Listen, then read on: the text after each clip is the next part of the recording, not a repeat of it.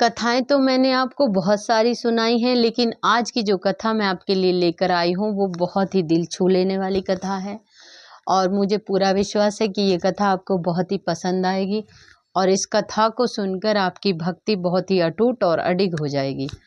तो ये कथा है कृष्ण की प्यारी मीराबाई जी के बारे में, उनके जीवन के कुछ पलों के बारे में और उन्होंने 49 साल की उम्र में कितने दुख सहे, कितने कष्ट सहे और उसके बाद भी अपनी भक्ति को कैसे बरकरार रखा उसके बारे में।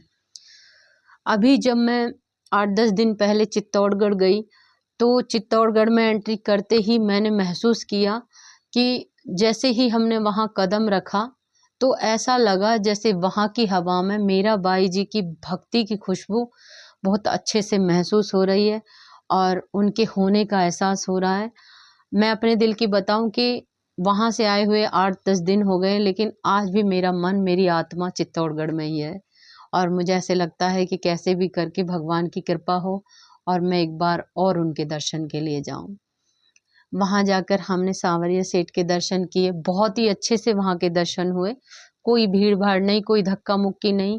सबसे बड़ी बात है जो वहाँ के मंदिर के जो कर्मचारी थे, जो पुजारी थे, उनका स्वभाव इतना सरल था, इतना शांत था कि बहुत अच्छे से सबने दर्शन करने दिए और वहाँ फिर हम कुछ देर बैठे और भगवान का, राधा रानी का नाम थोड़ी देर लिया हमने। तो मीराबाई जी जब बहुत छोटी थी उसी टाइम से कृष्ण भगवान की भक्त थी। कुछ समय बाद, कुछ वर्षों के बाद वहाँ उनके घर के आगे से एक बारात जा रही थी तो उन्होंने अपनी माँ से बोला कि माँ ये बारात किसकी है? तो उन्होंने बोला कि किसी का दूल्हा आया है लेने के लिए अपनी दुल्हन को। तो मीराबाई जी ने बोला कि माँ मेरा दूल्हा कब आएगा? तो उनकी माँ ने बोला कि आएगा तेरा दूल्हा भी। लेकिन मीराबाई जी बहुत छोटी थी तो उन्होंने बहुत जिद की कि नहीं, मुझे अभी बताओ मेरा दूल्हा कब आएगा, मेरा दूल्हा कहाँ है? तो उनकी माँ ने गिरधर नागर जी की छवि को उन्हें देकर कहा कि ये है तेरा दूल्हा। और उसी टाइम से मीराबाई जी उन्हीं को अपना दूल्हा समझने लगी और उन्हीं के ख्यालों में खोने लगी, उन्हीं के पद गाने लगी, उनकी भक्ति में इस तरीके से रमने लगी कि उन्हें अपनी अपनी सुध बुद्धि नहीं रहती थी। जैसे ही भजन गाती थी तो वो अपने आपे से खो जाती थी। उन्हें ऐसा लगता था कि वो बिल्कुल कृष्ण भगवान के पास ही हैं। और कुछ समय के बाद जब वो थोड़ी बड़ी हुई तो उनके घर परिवार ने, उनके चाचा ताऊओं ने देखा कि ये तो भक्ति में बिल्कुल बावली सी हो गई है और इसकी शादी कर देनी ठीक है। मीराबाई जी की एक बात और थी कि जैसे ही कोई उनके लिए कोई उपहार लेकर आता था, वो राजकुमारी थी तो उनके लिए बहुत अच्छे-अच्छे उपहार लाते थे उनके रिश्तेदार, घर परिवार वाले, लेकिन वो किसी भी उपहार को रखती नहीं थी। वो सब उपहारों को अपनी सहेलियों को दे देती थी और जब उनकी माँ बोलती कि मीरा ये तो बहुत ही महँगे उपहार हैं, तुम इस तरीके से इनको क्यों दे देती हो? तो मीराबाई बोलती थी कि जिस चीज़ में मेरे गिरधर नागर नहीं है, जिस चीज़ को मैं अपने गिरधर नागर को दे नहीं सकती, वो मेरे किसी काम की नहीं है। और उन्होंने बचपन से ही जोगन भेष धर लिया और बस उनके भजन में और उनकी भक्ति में ही लीन रहने लगी। जब उनके चाचा ताऊओं ने उनकी शादी के बारे में सोची तो चित्तौड़गढ़ के जो राजकुमार थे भोजराज जी, उनसे उनकी शादी तय कर दी और ना चाहते हुए भी मीराबाई जी को वहाँ शादी करनी पड़ी।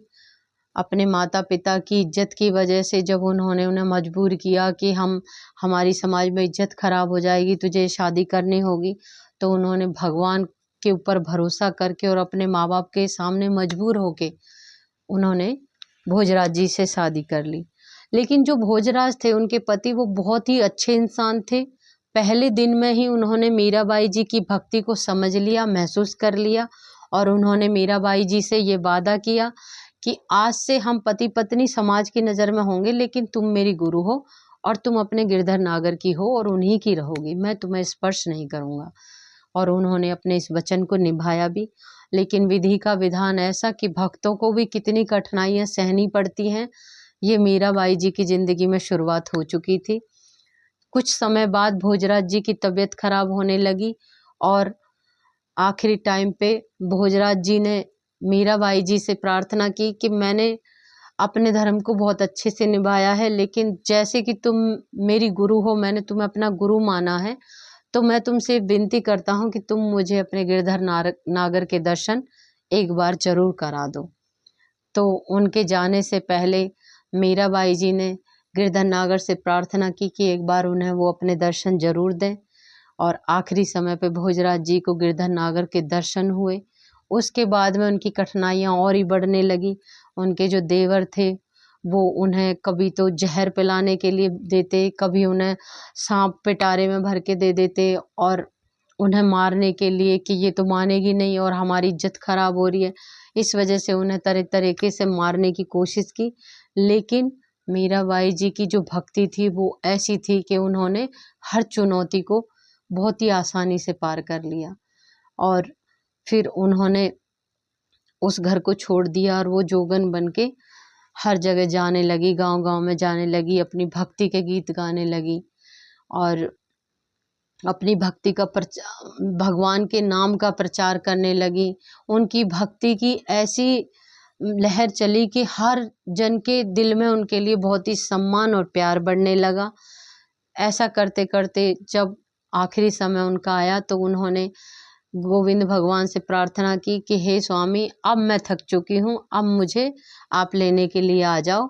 और कृष्ण भगवान स्वयं उन्हें लेने के लिए आए। जैसे ही मीराबाई जी ने भगवान के सामने अपना सर झुकाया तो उनका जो पोशाक थी वही पड़ी रह गई और उनकी आत्मा कृष्ण भगवान के अंदर विलीन हो गई। इस तरीके से उन्होंने अपनी भक्ति को निभाया।